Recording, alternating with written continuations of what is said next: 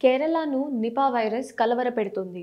మలప్పురంలోని Nipah virus patient పరిస్థితి సీరియస్‌గా ఉందని Kerala health minister Veena George చెప్పారు.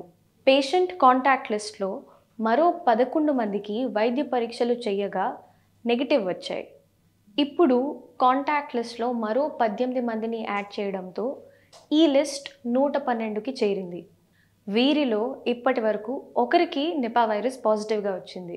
మరో 10 మంది మెడికల్ అబ్జర్వేషన్‌లో ఉన్నారు. ఇందులో హై రిస్క్ కేటగిరీలో ఉన్న 10 మందికి ప్రొఫైలాక్టిక్ ట్రీట్మెంట్ స్టార్ట్ చేసినట్లు వైద్యులు తెలిపారు.